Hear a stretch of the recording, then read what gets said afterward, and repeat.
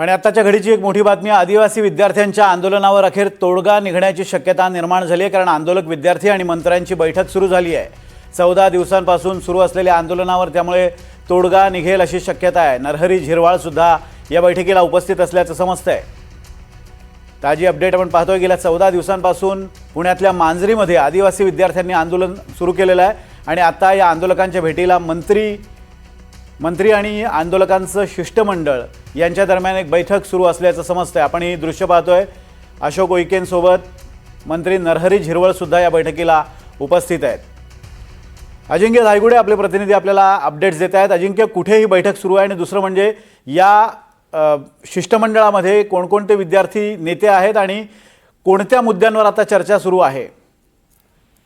पुण्यातील जे आदिवासी संशोधन आणि प्रशिक्षण संस्था आहे या ठिकाणी मंत्री नरहरी झिरवाळ असतील किंवा आदिवासी मंत्री अशोक उईके असतील हे काही वेळापूर्वी पोहोचलेले आहेत आणि ज्या विद्यार्थ्यांचं हे सगळं मांजरीमध्ये गेल्या 14 दिवसापासून अमरण उपोषण चालू आहे त्या विद्यार्थ्यांचे 15 प्रतिनिधी देखील या ठिकाणी पोहोचलेले आहेत आणि ज्या 7 मागण्या आहेत त्या 7 मागण्यांवर सध्या आता या सगळ्या मंत्र्यांची आणि विद्यार्थ्यांची चर्चा सुरू झालेली आहे। आदिवासी आमदार देखील या चर्चेसाठी आता या ठिकाणी पोहोचलेले आहेत आणि आजच्या या चर्चेअंती विद्यार्थ्यांच्या प्रश्नाबाबत काही ना काही तोडगा काढला जाईल असं सांगितलं जाते। मात्र गेल्या 14 दिवसापासून जे आंदोलन सुरू आहे ते आज थांबणार का याकडे सगळ्यांचं लक्ष लागलेलं आहे।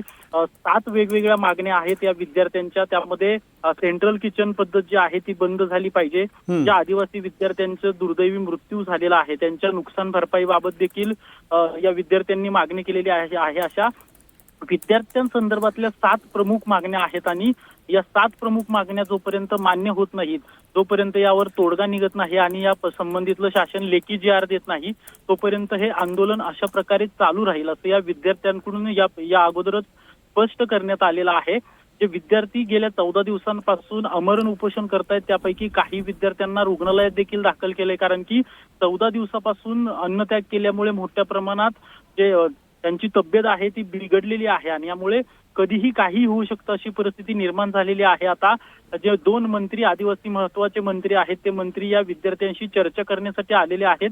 अगदी काही वेळापूर्वीच ही सगळी चर्चा सुरू झालेली आहे। आता चर्चेअंती नेमका निर्णय काय घेतला जातो, जर विद्यार्थ्यांच्या मागण्या मान्य झाल्या तर या जी आदिवासी संशोधन व प्रशिक्षण संस्था या ठिकाणाहून हे सगळे मंत्री आणि आमदार जे आहेत ते मांजरीमध्ये पोहोचतील आणि जे उपोषण करतायत ते विद्यार्थ्यांचं जे उपोषण आहे ते सोडवतील असं देखील सांगितलं जातंय।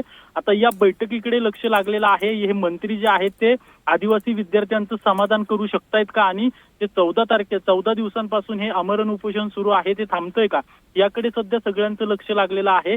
पाहावं लागेल अगदी काही वेळात ही बैठक संपल्यानंतर हे स्पष्ट होणार आहे की विद्यार्थ्यांचं जे आंदोलन सुरू आहे ते थांबतंय की पुढे असंच चालू राहील हे अगदी आपल्याला काही वेळातच आपल्याला या संदर्भातली माहिती मिळणार आहे की हे आंदोलन असंच सुरू राहणार की या आंदोलनात या बैठकीमध्ये तोडगा निघणार। धन्यवाद अजिंक्य दिलेल्या अपडेट्सबद्दल।